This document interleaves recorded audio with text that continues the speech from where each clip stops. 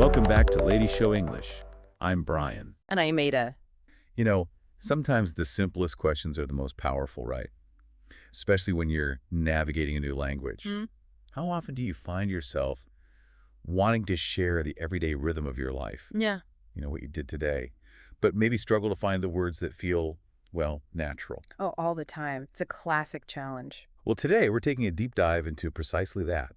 We're exploring an A2 level English lesson, and our mission is to really pull apart the most effective ways to answer that question, what did you do today? Yeah, and what's fascinating here, I think, is that mastering this seemingly basic question unlocks so much conversational fluency. Right. It's not just about verb tenses. It's really about connecting, sharing your world, and understanding those little nuances that make English sound genuinely natural. Exactly.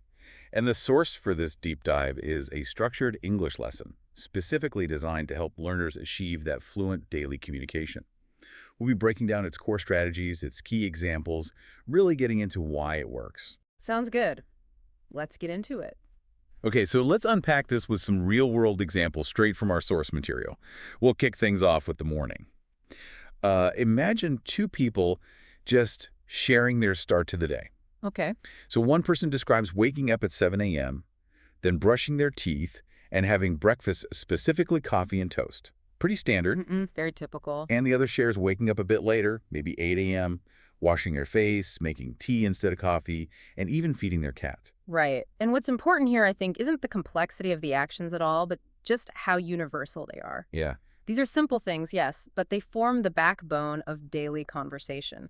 Understanding how to articulate these routine moments, well, that's a crucial first step in sounding natural. Definitely. Like laying the groundwork. Exactly. Building that foundation. So here's where it gets really interesting, I think.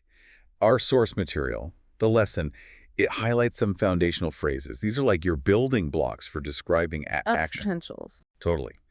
The lesson introduces these key phrases, explaining their purpose.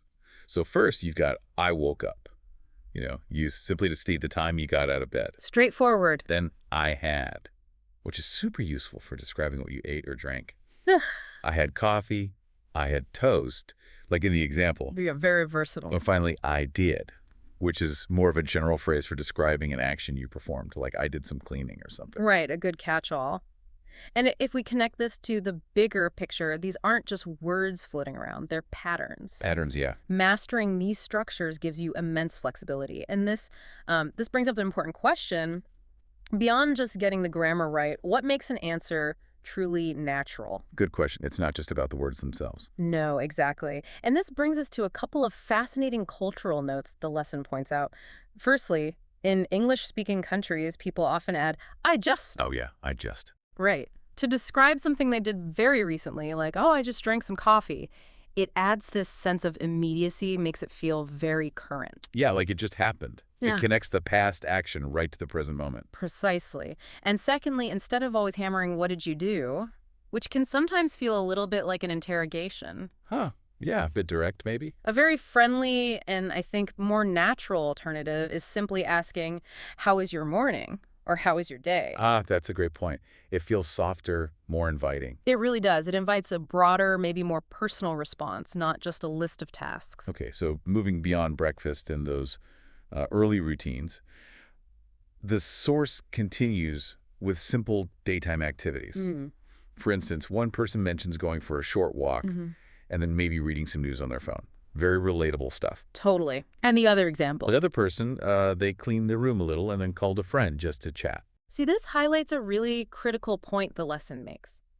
It's perfectly okay if your day is simple. You don't need grand adventures to talk about your day in English. That's so important, isn't it? Because I think learners sometimes feel pressure to have something exciting to say. Exactly. But you can confidently say things like, I relaxed at home, or I watched TV.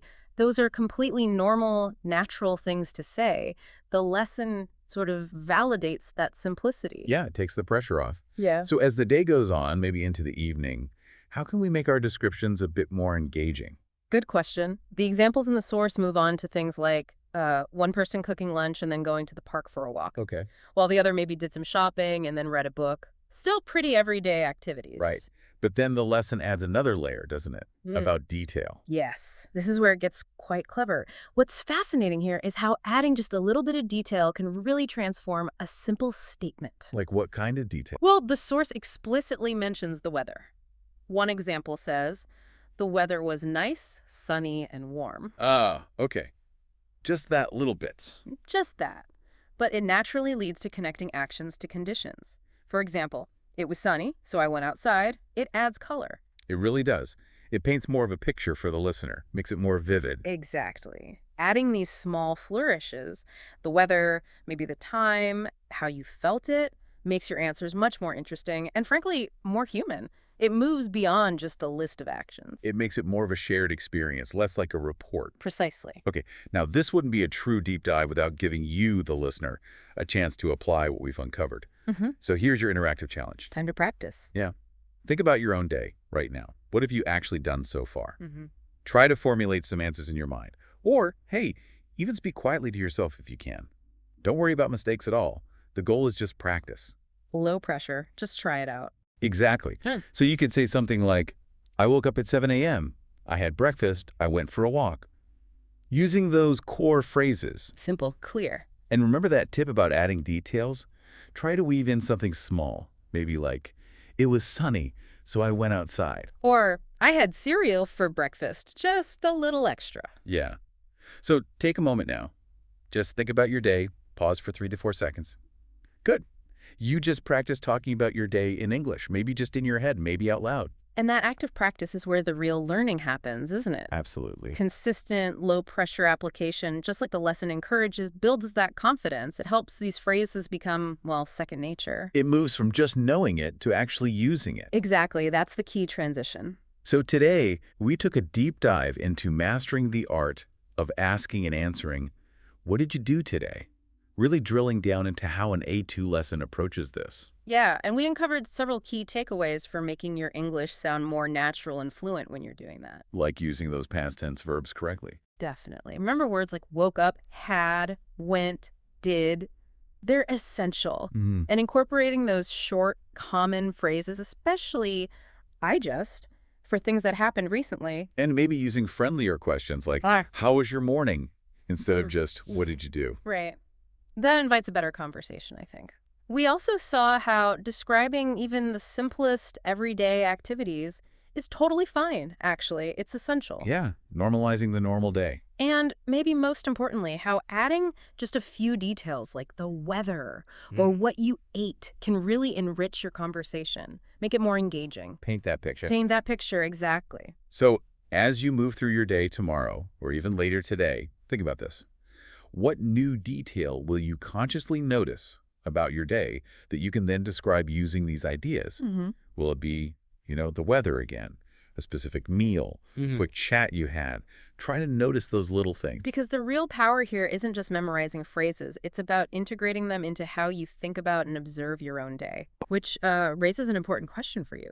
How will you make practicing these simple expressions a natural, maybe even joyful part of your routine? Yeah, turning it from study into just sharing. Exactly. How do you make it part of how you live in English? We really encourage you to keep practicing every day, even just for a few moments. And soon, describing your day in English will feel completely natural. It really will. Keep at it. Keep exploring, keep learning, and keep sharing. Great job today. You practiced English with us, and that is wonderful. Remember, learning a little bit every day makes you better and better. If you enjoyed this lesson, please like this video. And subscribe to our channel for more simple English practice. Don't forget to hit the notification bell so you never miss a new episode. Thanks for listening to Lady Show English. See you next time. Bye-bye.